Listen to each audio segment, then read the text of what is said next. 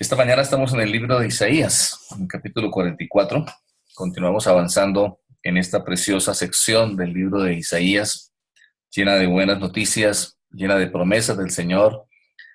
Si bien también encontramos en muchos momentos instrucciones, llamados de atención, inclusive amonestaciones. Esta sección de Isaías, donde hemos estado del capítulo 40 para acá, está llena de estas promesas preciosas y vamos a hacer lectura hoy entonces del capítulo 44, versículos 1 al 8. Vamos entonces a leer. Voy a pedirle el favor de que eh, Marcelo Chango, si leemos el pasaje, por favor, lees en voz alta, abres tu micrófono y nos ayudas leyendo. Estemos todos siguiendo nuestras Biblias, Isaías 44. Hacemos lectura entonces, por favor. La palabra del Señor dice: Ahora pues, oye Jehová, siervo mío, y tú, Israel, a quien yo escogí. Así dice Jehová: hacedme tuyo, y él, me estoy poniendo los lentes. Así dice Jehová, hacedor tuyo, y el que te formó desde el vientre, el cual te ayudará. No temas, siervo mío Jacob, y tú, Jesurún, a quien yo escogí, porque yo derramaré agua sobre el sequedal y ríos sobre la tierra árida.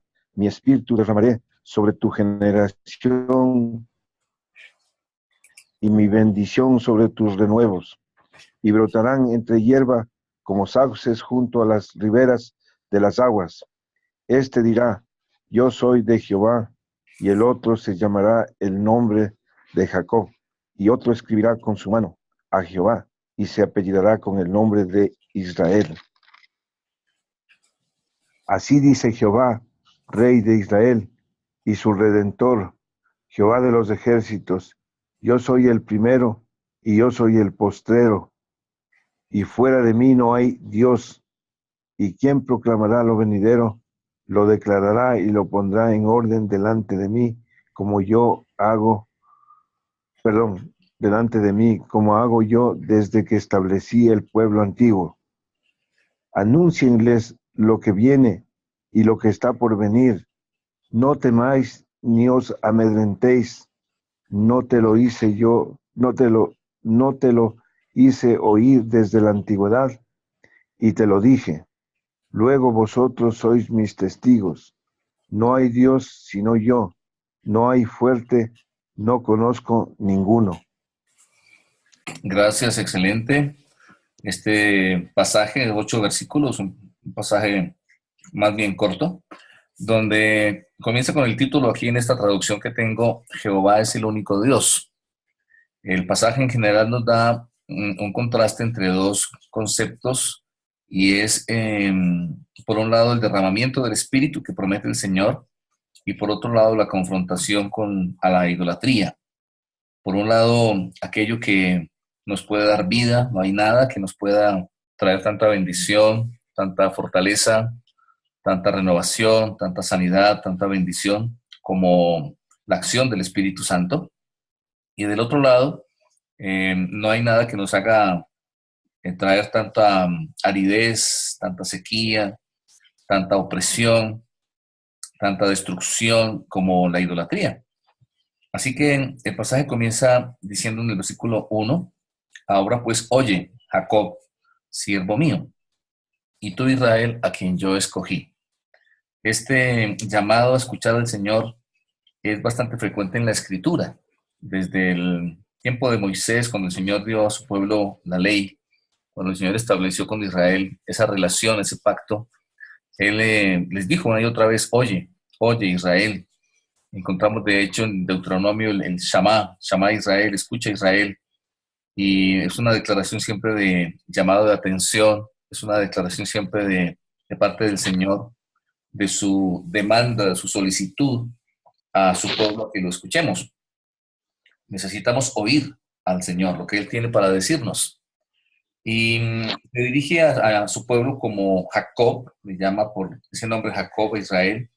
Hacía mención estos días, dio ofrece mención desde Ibarra en unos devocionales, que El Señor pues le cambió precisamente el nombre de Jacob a Israel, allá en Peniel, en ese lugar de encuentro donde él buscó al Señor, recordemos insistentemente, pidió su bendición, hasta que rayando el alba Dios lo bendijo y parte de esa bendición fue el cambio del nombre.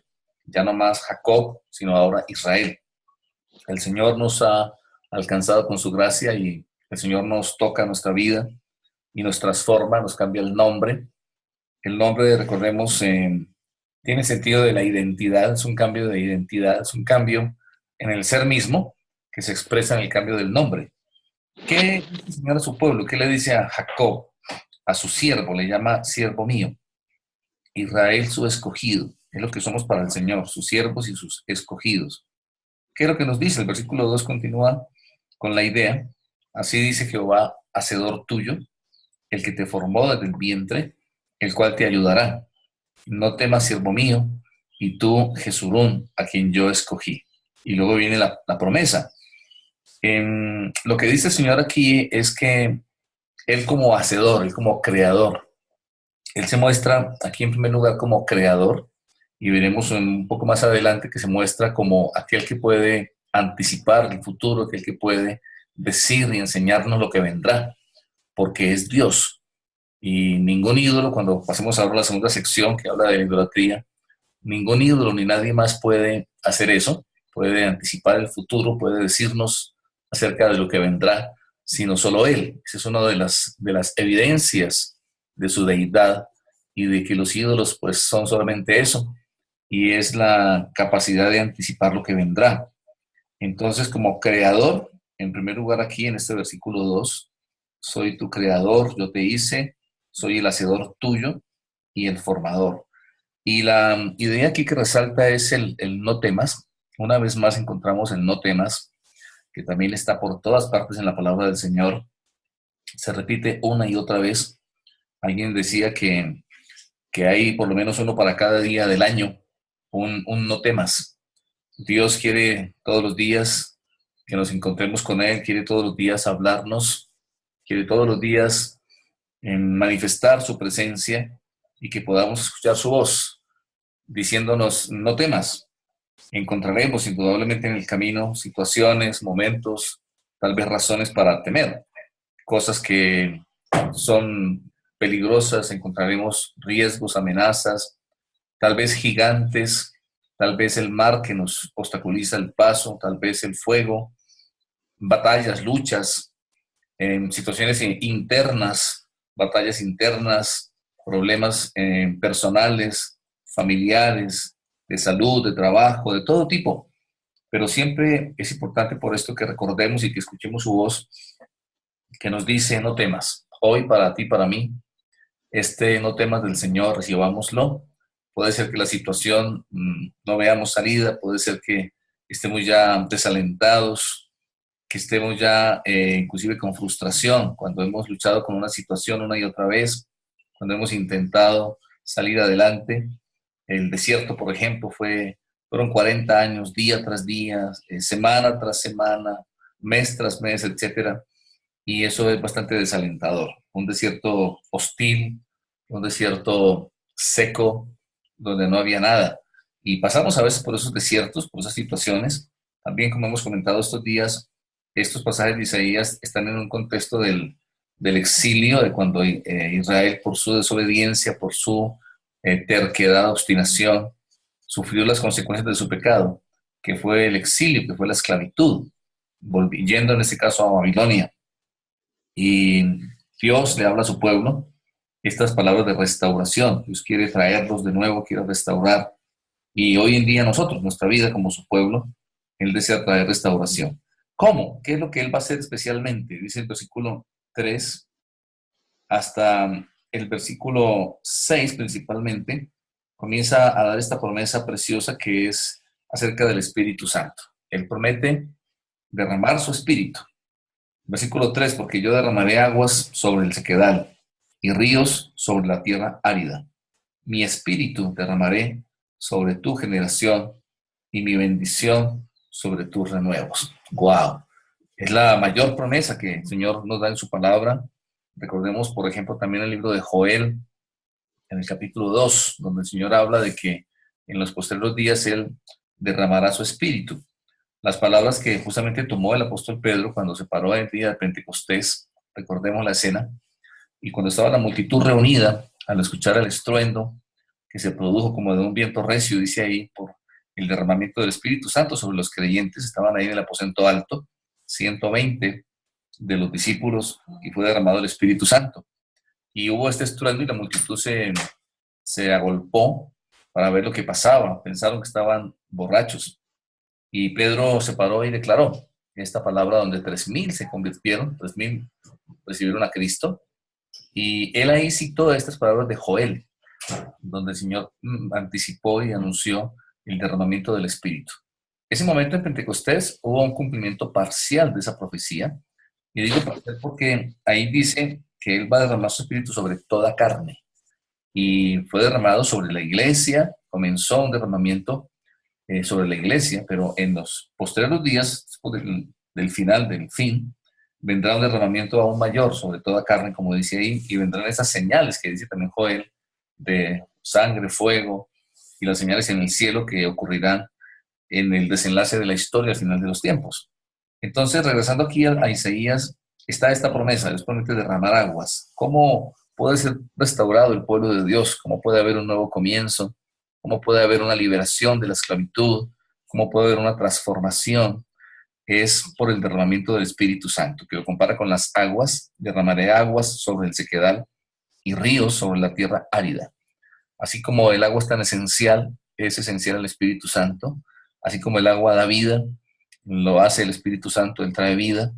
Así como el lugar más seco y árido, que no es productivo por la falta de agua, cuando viene el agua, transforma, renueva, convierte en fértil lo que era árido, convierte en vida lo que era muerte. Así pasa en nosotros. Entonces, es importante que entendamos, que tomemos esta palabra. Cada promesa del Señor debe ser conocida por nosotros, debe ser entendida y debe ser creída para ser experimentada. Entonces esperemos, creamos ese derramamiento, busquemos, anhelemos ese Wow. derramamiento de las aguas del Espíritu Santo. Por favor, si silenciamos los micrófonos, gracias. Él quiere derramar las aguas sobre el sequedal, Él quiere derramar los ríos sobre la tierra árida. Dice, mi espíritu derramaré sobre tu generación. Y habla inclusive de la descendencia de los hijos. Derramaré sobre tu generación y mi bendición sobre tus renuevos. Y entonces el resultado, ¿cuál es? ¿Qué pasa cuando Él derrama de su espíritu? Dice el versículo 4, y brotarán entre hierba como sauces junto a las riberas de las aguas. El agua, entonces, que hace fértil la tierra seca, comienza a hacer que broten entre hierba y árboles, sauces, así como las riberas, junto a las riberas de las aguas. El versículo 5 habla, dice, yo soy de Jehová, este dirá yo soy de Jehová, y el otro se llamará del nombre de Jacob, y otro escribirá con su mano a Jehová, y se apellidará con el nombre de Israel. Está hablando de una pertenencia, de una identidad que entenderemos y que vamos a experimentar como resultado de la acción del Espíritu Santo también. El versículo 6 dice, así dice Jehová, Rey de Israel y su Redentor, Jehová de los ejércitos, yo soy el primero, yo soy el postrero, y fuera de mí no hay Dios. Aquí viene la confrontación a la idolatría. Como decíamos al comienzo, no hay nada que traiga tanta desolación, tanta sequía como la idolatría. Y primero que todo, el Señor comienza presentándose, declarando que Él es el Rey de Israel, su Redentor, con su nombre, uno de sus nombres, Jehová de los ejércitos, el primero, el postrero, y declara a Él enfáticamente, fuera de mí no hay Dios. Y comienza a hacer unas preguntas que confrontan este mal tan terrible que siempre afectó a Israel y que nos afecta hoy a la iglesia. Dicen las preguntas del versículos 7 y 8, ¿y quién proclamará lo venidero? Lo declarará y lo pondrá en orden delante de mí, como hago yo desde que establecí el pueblo antiguo. Una pregunta retórica, una pregunta que busca establecer una idea y dice, respondiendo allí mismo, anúncienles lo que viene y lo que está por venir. Vuelve a decir el 8, no temáis, ni os amedrentéis. No te lo hice oír desde la antigüedad, no te lo dije. Luego, vosotros sois mis testigos. No hay Dios sino yo. No hay fuerte, no conozco ninguno. Evidentemente no hay otro Dios, solamente el Señor. Sin embargo, el pueblo de Dios siempre se dejó arrastrar por la idolatría, siempre se dejó afectar. Una de las razones por las que ellos debían, al llegar a Canaán, a conquistar la tierra prometida, que debían acabar por completo los pueblos paganos que estaban ahí, era para que no hubiera esa semilla de idolatría. Y no lo hicieron y siempre volvió a brotar esa semilla que volvió a apartarlos de Dios. Y quisiera que, para terminar esta reflexión, pensemos que la idolatría básicamente es cuando permitimos en nuestra vida o buscamos en nuestra vida cualquier cosa que nos aparte de Dios o que ponemos por encima de Dios. Si hay algo en nuestras vidas que nos aparte de Dios, que nos aleje de Él, ese es un ídolo que se está levantando en nuestra vida. Preguntémonos, ¿hay algo que me está alejando de Dios? ¿Hay algo que está apartándome de Él? ¿Hay algo en mis hábitos, algo en mi sistema de vida que me está apartando de Dios? Recordemos que hay una influencia externa, que la palabra de Dios la llama el mundo, que siempre va a estar tratando de influirnos, tratando de apartarnos de Dios, una corriente contraria al Señor, contraria a su palabra, contraria a su verdad, que es el mundo. Y si nos descuidamos nos puede arrastrar, nos puede influir. Dios dice en su palabra que somos la luz en medio de las tinieblas, pero no tiene sentido que la luz se deje afectar por las tinieblas, es al contrario. Entonces, eso preguntémonos. También hay la inclinación interna por nuestra carne de apartarnos, así que necesitamos esforzarnos como quien va remando contra una corriente, requiere de esfuerzo, de trabajo, así a nosotros. Estamos avanzando en contra de la corriente del mundo y de la inclinación de nuestra propia carne y de las acechanzas del enemigo, del diablo, dice la Escritura. Y necesitamos entonces, como le dijo el Señor a Josué, esforzarnos. Y como dice aquí en Isaías 44, entonces en conclusión, es por el Espíritu Santo. Como les decía antes, busquemos, esperemos, pidamos ese derramamiento, esa plenitud del Espíritu Santo. Claro que Él está en nosotros, pero necesitamos experimentar la comunión, la intimidad y la plenitud, la llenura del Espíritu Santo para ser revestidos, capacitados, transformados y no ser arrastrados entonces por la idolatría o cualquier cosa que nos pudiera alejar, en este caso, del Señor. Un poco entonces esto lo que quería compartirles esta mañana.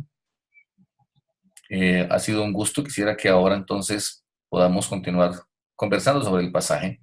Esta es mi meditación sobre Isaías 44 del 1 al 8.